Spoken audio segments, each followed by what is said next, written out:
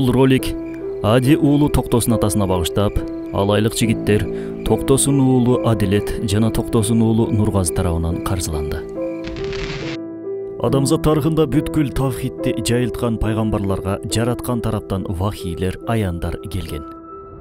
Жазуу башталган күндөн тарта бул аяндар баракчаларга, андан кийин болсо китептерге түшүрүлө баштаган.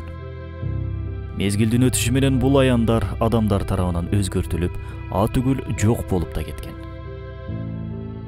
Пайгамбарыбыз саллаллаху алейхи вассаламга түшүрүлгөн ыйык Куран болсо, ушул күнгө чейин бир да тамгасы өзгөрбөстөн сакталып келүүдө. Оку деп түшкөн Курандын алгачкы аяты. Оку, жараткан Раббиңдин ысымы менен. Бул кереметтүү аяттан кийин Аллах ал инсанды уйган кандан жаратты деп жатат. Адамзат үчүн түшкөн алгачкы аят оку деп башталса, андан кийинки аят уйган кандан жаралган инсан тууралуу болууда. Илимий анатомиялык маанини да камтыган бул аят медициналык акыйкатты ачып берүүдө адамзат үчүн. Андан кийинки аятта болсо кайра эле оку, сенин Раббиң эң улук зат деп келүүдө. Башкача айтканда аалам Аллахтын эң улуу чыгармасы экендигин оку деп буйрууда. Ооба, адамзат үчүн түшкөн 3-чү аят кайра эле окууга буйрук кылып жатат. Андан кийинки 4-чү, 5-чи аяттарда болсо Алла ал инсанга калем менен жазууну үйрөттү. Инсанга билбегенин Куранды жана башка илимдерди билгизди деп жатат. Ооба, бул жерде адамзатты окууга, үйрөнүүгө, изилдөөгө, ачылыштарды жасоого, илим билим менен жуурулушууга буйрууда жараткан. Бул буйруктун негизинде нечелеген илимий ачылыштар жасалды ислам дүйнөсүндө. Ал ачылыштардын нуру тээ караңгы Европага, атүгүл океандын ары жагындагы Америкаларга чейин барып, ал жакты да нурдантты. Натыйжада илим билимге таянган коомдор пайда болду. Улуу дөөлөттөр калыптанды. Ооба, биз аалымдын сыясын шейиттин канына окшоткондордонбуз. Буга далил катары ислам дүйнөсүндөгү эски тарыхый китепканаларды, илим изилдөө борборлорун, университет академияларды жана ал жерде колдонулган китептерди айта алабыз. Ар бир дөөлөт өз өлкөсүндө илимпоздорду, илим борборлорун, китепканаларды курууга ашыккан. Бирок тилекке каршы убакыттын өтүшү менен ар кандай согуштардын, диктатуранын натыйжасында өтө көптөгөн китепканалар жана китептер өрттөлүп кеткен. Анын артынан өтө баалуу болгон китептер бизге жетпей калган. Ооба, бүгүндө эле дүйнө жүзү боюнча өрттөлгөн китептер тууралуу сөз кылабыз. Даяр болсоңуздар баштай берели.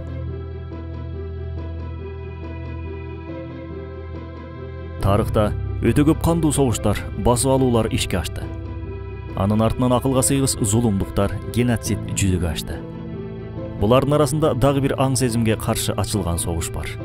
Ал согуш басып алган өлкөнүн китепканасын, китептерин, жазма булактарын, илимпоздорун өрттөө, жок кылуу сыяктуу зулумдук. Мындай китеп геноциддер тарыхта көп жүзөгө ашты. Биздин заманга чейинки 285-246 жылдары негизделген Мысырдагы, Египеттеги Александрия китепканасы ошол доордогу дүйнөнүн илим борбору болчу.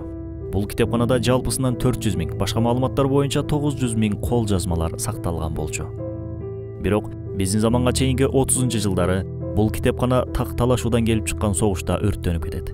Натыйжада китептердин баары күйүп күл болот.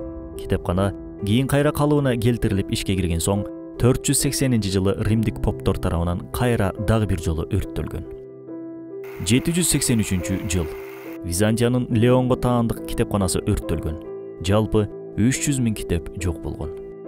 Стивен Рансимен крестүүлөрдүн жортуулдары аттуу китебинде тарыхта 4-чү крестүүлөрдүн жортуулундай зулумдук ичке ашкан эмес деп жазат. 13-кылымда болгон ушул жортуулда Константинополь таланып тонолгон. Константинополдун китепканасы өрттөлүп, өтө көп китептер күл болгон. Орто кылымдарда Европада чиркөө тарабынан да өтө көп китептер өрттөлгөн.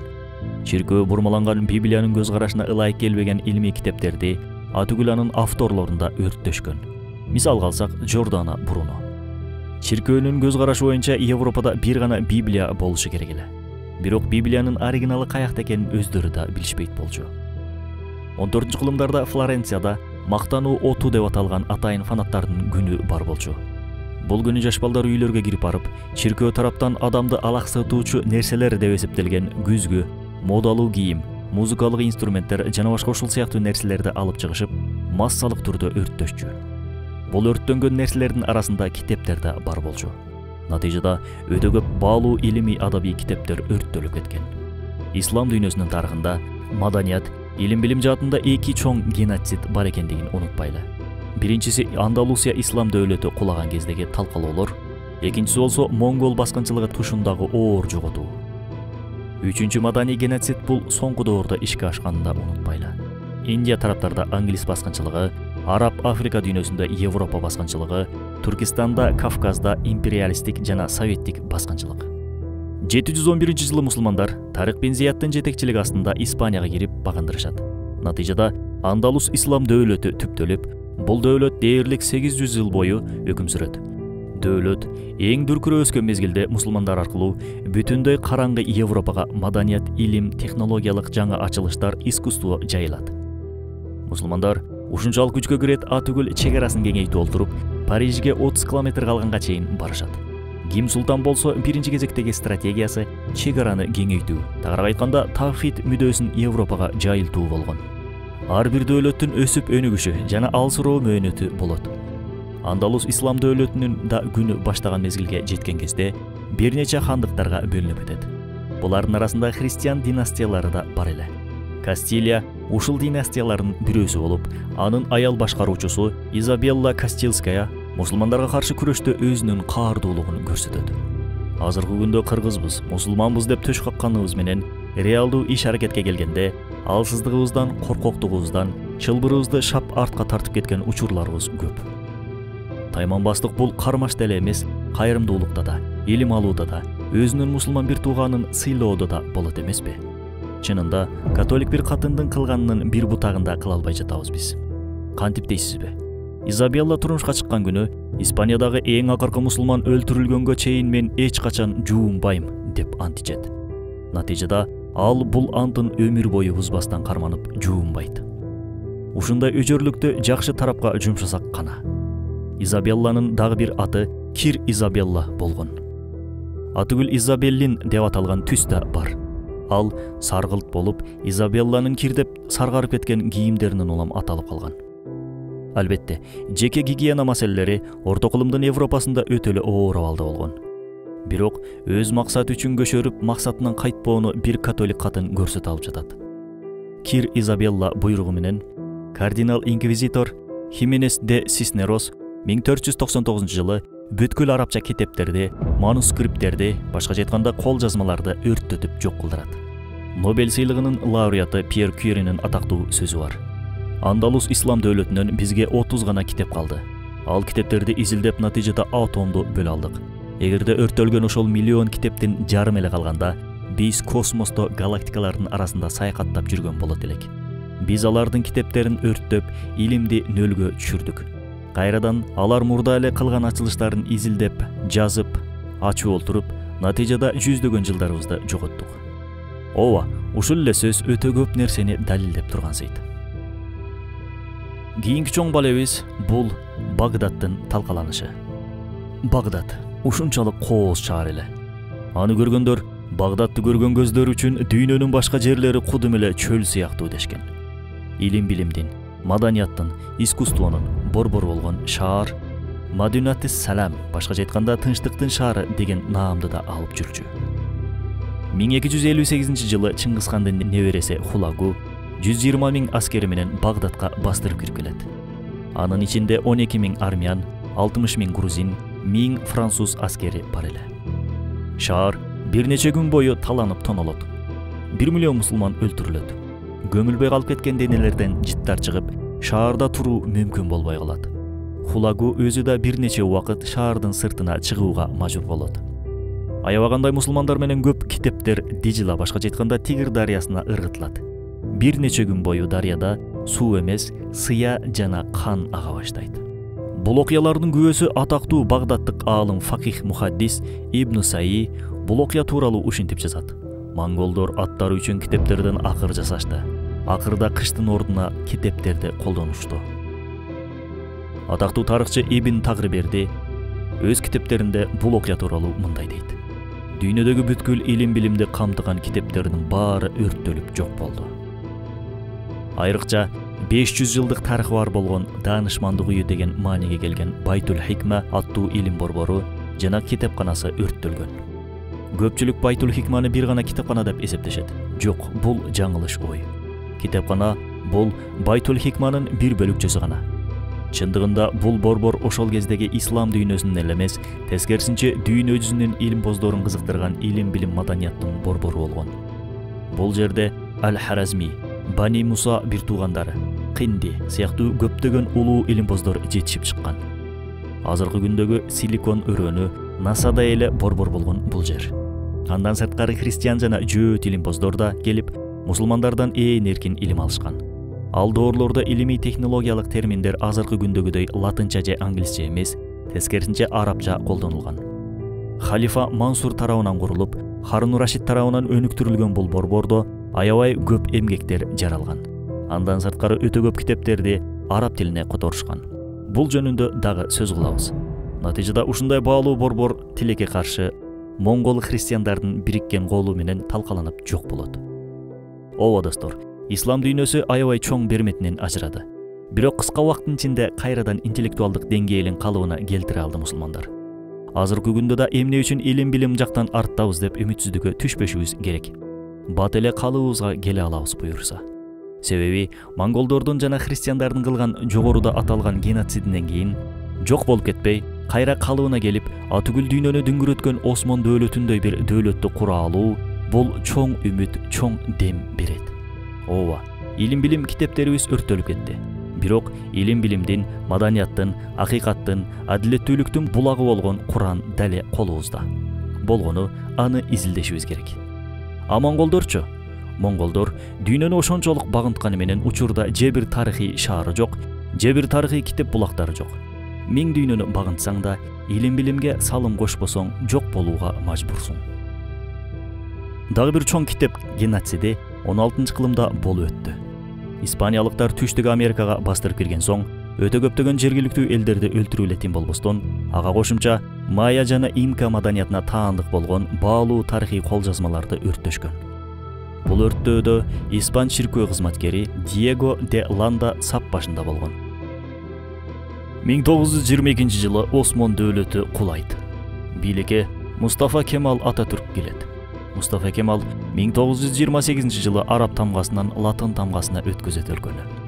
632 жыл бою дүйнөнү дүңгүрөтүп келген дөөлөттүн эли бир күндүн ичинде эле сабатсыз абалга келип калат. Себеби 6 кылым бою арабча жазып окуп келген эл латынча менен бетме-бет келген кезде окуй да албай, жаза да албай калган эле. Мыйзам боюнча арабча жазууга тыюу салынган эле. Аябай көп сөздөр эски сөздөр деген шылтоо менен колдонуудан чыгып, тил алсыроого учураган. Бизде деле арабчадан латынчага өткөн кезибизде сөз байлыгыбыз 30%га алсырап кеткен болчу. Андан кийин кайра латынчадан кирилге өткөн кезибизде дагы 30%га кембагалдашты тилибиз. Кемал Ататүрктүн саясатынын таасири астында өтө көп аалымдар куугундукталып, өтө көп диний китептерге тыюу салынды.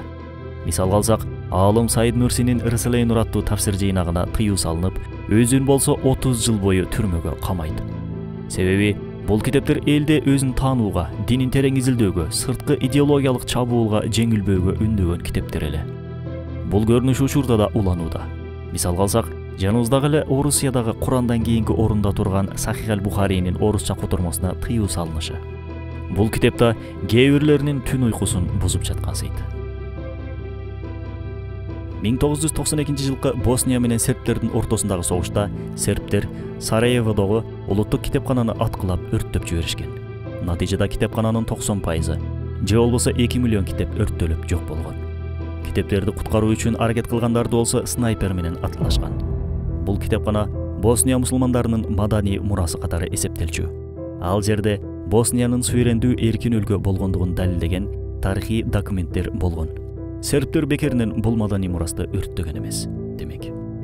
Ирактын маданий баалуулуктарынын жок болушу жана китеп өрттөөнүн эволюциялык тарыхы аттуу китептердин автору жана талкаланган китепканалардын изилдөөчүсү Фернандо Баестин берген маалыматы боюнча, АКШ Иракка кирген кезде 1 миллион китеп, 10 миллион тарыхый документ жана 14 000 археологиялык экспонат талкаланып, уурдалып жок болгон.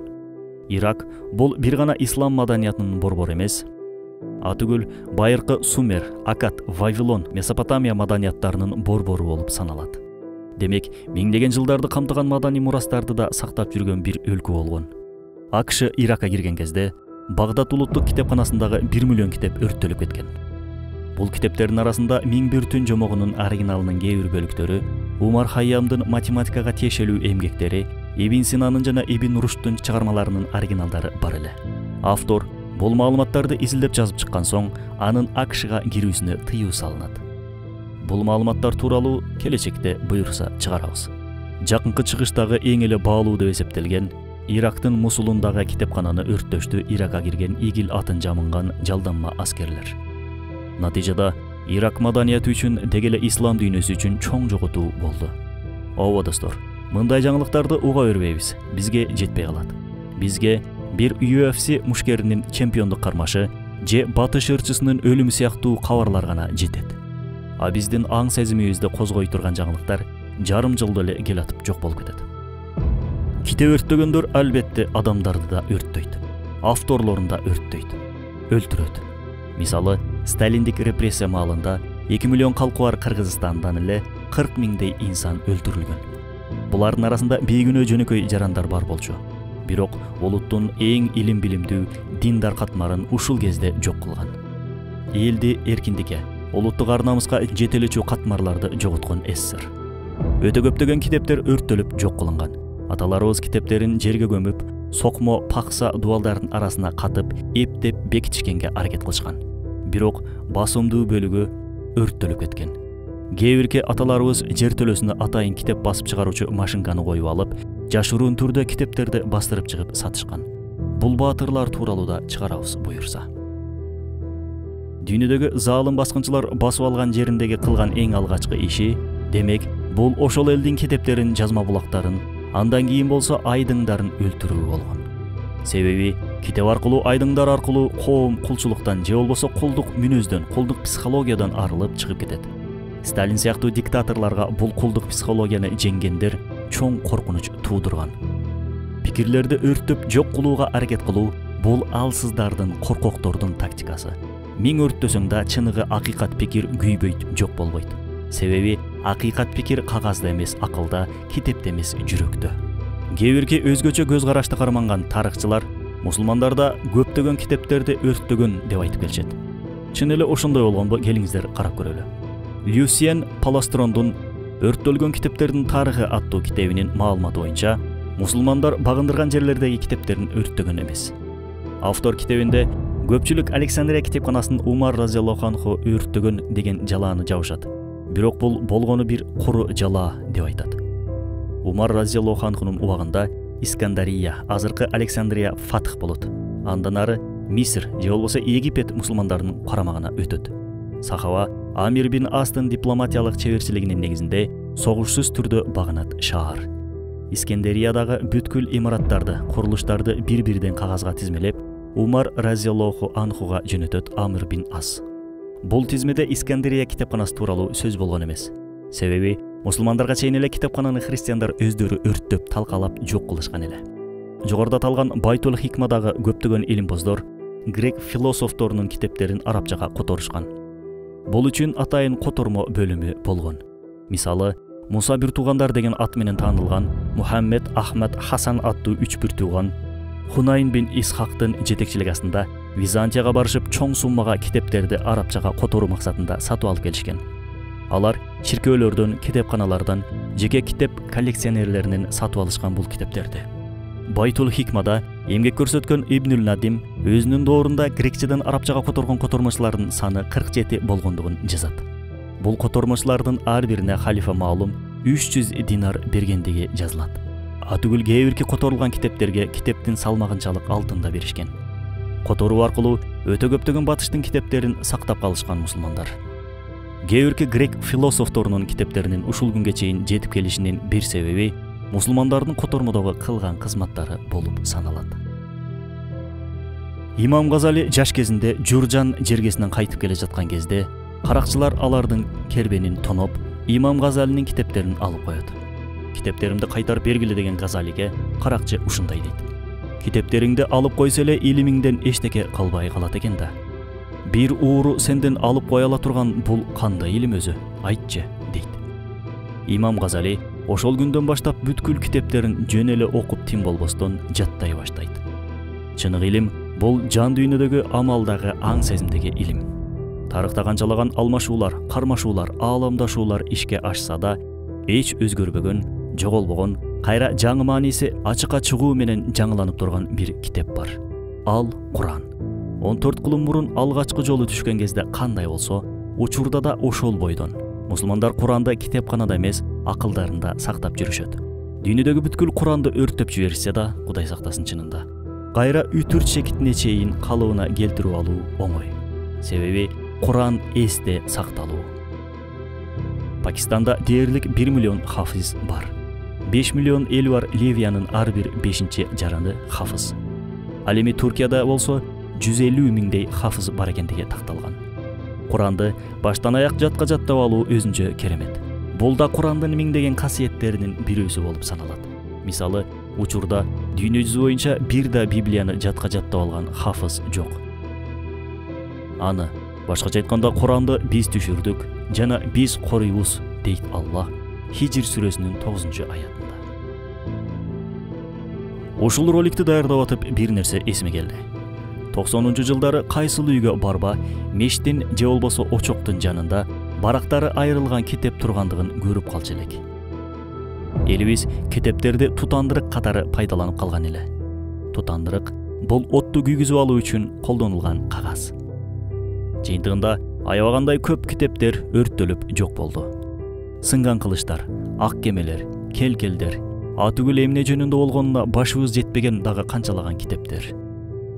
Жогорудагы китеп геноцидине ачууланганыбыз менен биз өзүбүз согушсуз эле китептерди өрттөп жок кылдык. Натыйжасында караңгылыкка батып кор болдук. Китептердин убалына калдык. Чоң атамдын ар барагы ак-кара фотоаппарат менен тартылып алынган Кураны бар эле. Китеп жок кезде ушинтип Куранды окуйт элек деп айтып калчу. Азырчы хафиздер көп деп мактанганыбыз менен, экинчи жактан Курандар текчелерде чаң басып жатат. Сүйлөсөк эч кимге сөз бербейбиз. Той жылдыкка инвестиция кылабыз, илим-билимге, китепке келгенде үнөмдөй баштайбыз. Соц тармактарда саясат менен, уруш жаңжал менен, мыскылдоо менен алек болуп жатып, аталарыбыз салып кеткен улуу жолдо жүрүүгө убакыт таппай калдык. Ойлонолу. Биз жок болуш үчүн китептерибиздин өрттөлүшүнө деле негиз жок болуп калды. Себеби келечек муун келелек жатып эле өрттөлүп жок болуп жатат. Жуманын белгилүү бир убакыттарында руханий инвестицияга көңүл буралы. Пайдалуу китептерди сатып алууну, окууну адатка айланталы. Интернеттен такталбаган маалыматтарды окуп алып эле өзүбүздү илимдүү, билимдүү сезбейли. Интернет профессору, Facebook академиги, Google'дун дамласы болгонду токтотолу. Достор, кеч эмес. Учурда мүмкүнчүлүктөр бар. Үмүтсүздүккө түшүп ыйлактабайлы. Ар кимибиз өз колубуздан келген мээнетти кыла берели. Биримдик, мээнет, илим менен кайрадан Андалусияны, Осмонду, Байтул Хикманы куруп, Тагай би, Жаныбек казы, Касым Төрөкулдарды тарбиялап чыгарабыз. Жан дүйнөбүзгө катылган ачыла элек улуу касиеттер бар биздин. Ал бир күнү сөзсүз өнүп чыгат.